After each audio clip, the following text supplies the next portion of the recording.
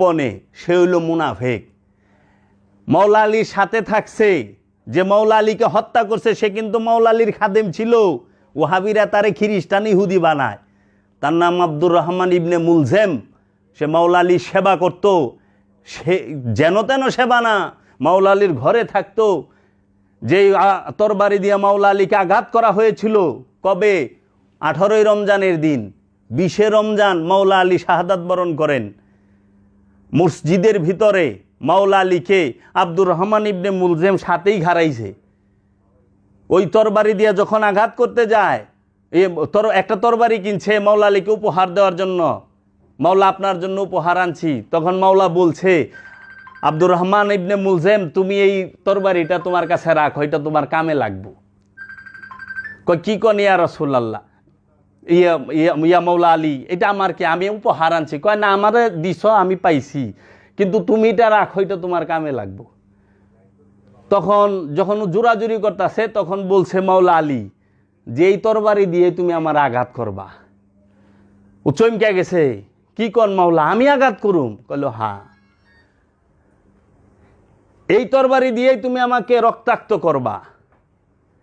ঘটনাক্রমে এই উমাইয়াদের চক্রান্তে এবং ওই সময়কার এক বিশ্ব সুন্দরী, ওই আরব অঞ্চলের সবচেয়ে সুন্দরী, সে এই দুইজনের প্রলোভনে পইরা, যে উমাইয়া খলিফা, যে উমাইয়া রাজা হওয়ার যার শখ ছিল, সে রাজা হবে, সেই মবিয়ার চক্রান্তে, এই উমাইয়া পরিবারের চক্রান্তে তাকে স্বর্ণ মুদ্রা, যে তুমি কত চাও, যা চাও তাই পাইবা, অঢেল স্বর্ণ মুদ্রা দিছে। এবং ওই নারী বলছে, কারণ তার বাপাকে মাওলা আলী এক যুদ্ধে হত্যা করছিল, বলছিল যে আলীকে হত্যা করতে পারবো, সে আমাকে পাইব, সে আমার সাথে যা চায় তাই করতে পারবো। এই দেখেন, সম্পদ আর নারী, এই দুইটার কাছে বড় বড় কাবু হয়ে জায়গা। মানুষকে কাবু করে এই দুইটায়, নারী আর সম্পদে কাবু কইরা ভালাইছে। ঠিক আছে, তখন এই যে যায়া এই কাজ করে মাওলা আলীকে।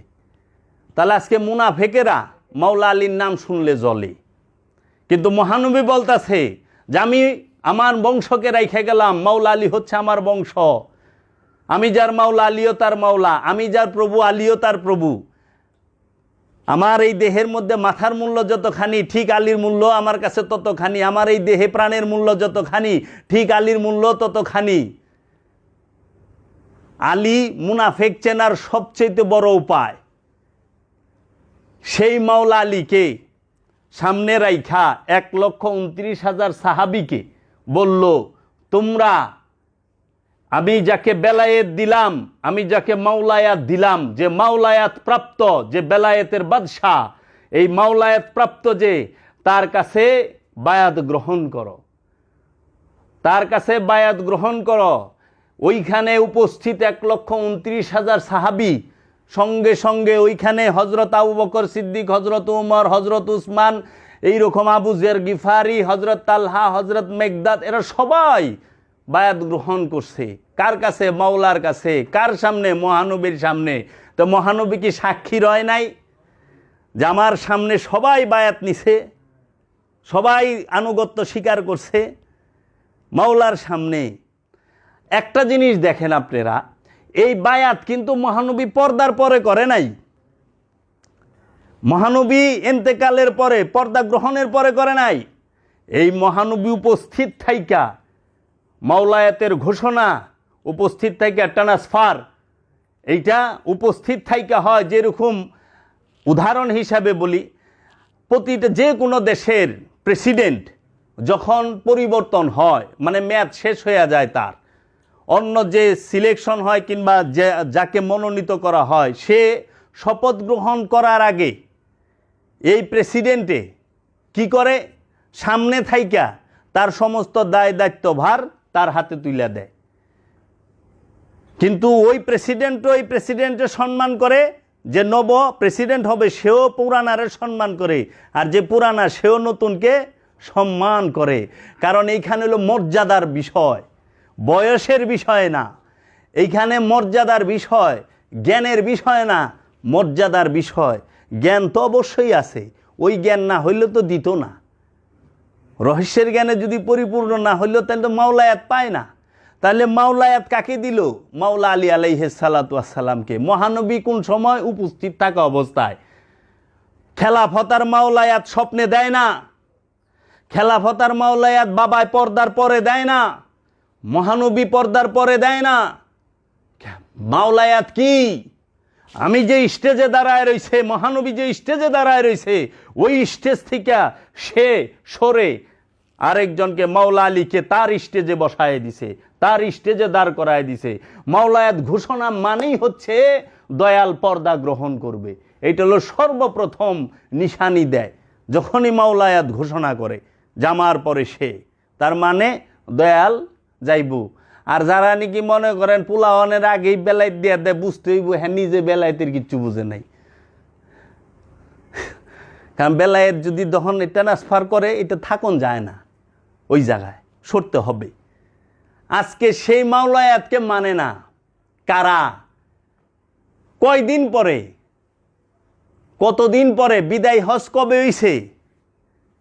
বিদায় হজ হইল 630 খ্রিস্টাব্দে।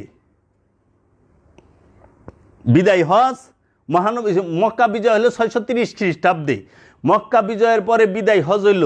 বিদায় হজের পরে মহানবী বিদায় হজের কতদিন পরে ইন্তেকাল করছে, এই হিসাবটা জানবো না? তো মহানবী বিদায় হজ হইল জিলহজ মাসের 10 তারিখে, আর মহানবী পর্দা গ্রহণ করলেন রবিউল আউয়াল মাসের।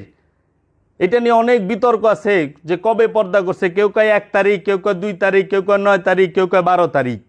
কিন্তু হিসাব করলে আসে রবিউল আউয়াল মাসের 1 তারিখ, 1 তারিখ আসে।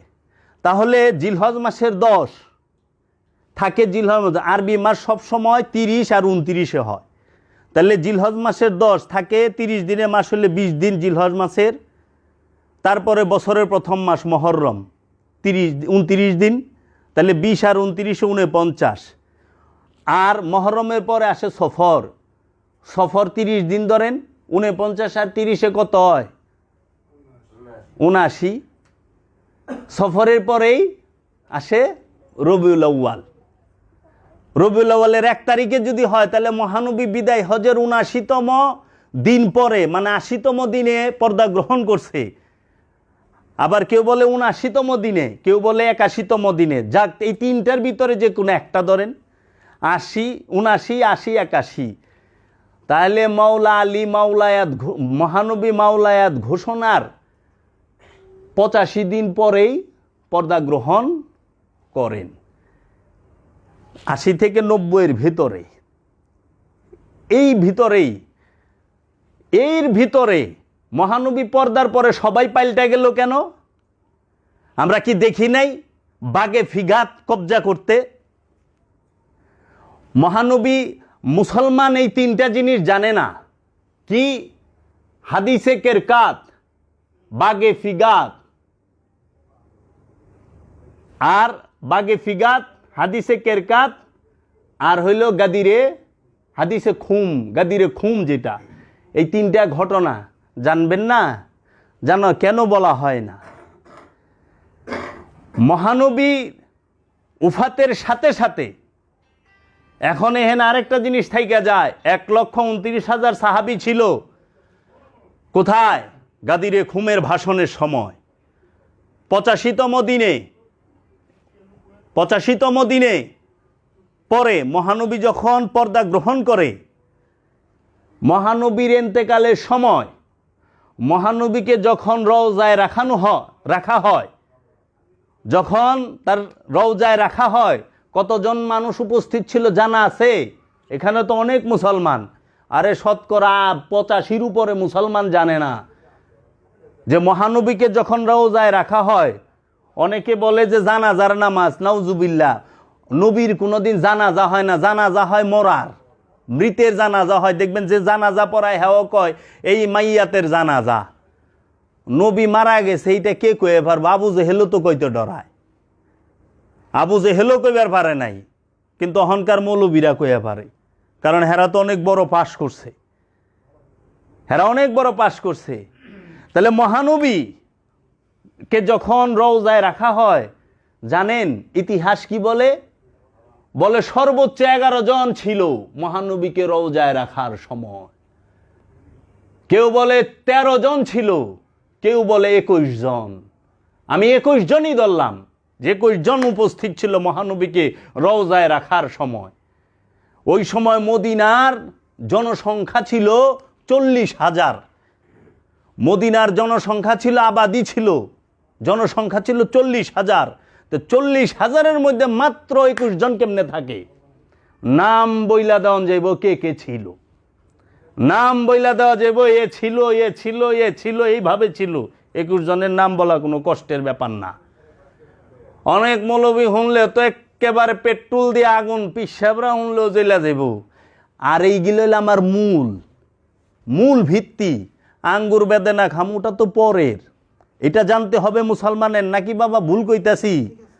যেটা জানতে হবে যে মহানবীকে রওজায় রাখার সময় মাত্র 21 জন কেন? 40,000 মদিনার আবাদি আর 1,29,000 সাহাবী গাদিরে ঘুমেছিল। কোথায় গেল এরা? মহানবীকে রওজায় রাখা হয়েছে 3 দিন পরে মহানবী উফাতের। 3 দিন পর্যন্ত মহানবীকে রাখা হয়েছে জমিনের উপরে। মহানবীর দেহ মুবারককে, মহানবীর দেহ মুবারকটাকে, যেখানে মহানবী রওজা সেটা মহানবীর ঘর, রুম, শোবার ঘর, সেইখানে রাখা হয়েছে মদিনা মুনাওয়ারায়। তাহলে কেন? কই গেল? কে উপস্থিত ছিল? ওইখানেও সেই মাওলা আলী উপস্থিত ছিল, সেই আলে রসুল উপস্থিত ছিল, সেই আহলে বাইত উপস্থিত ছিল, সেই পাক পাঞ্জাতন উপস্থিত ছিল।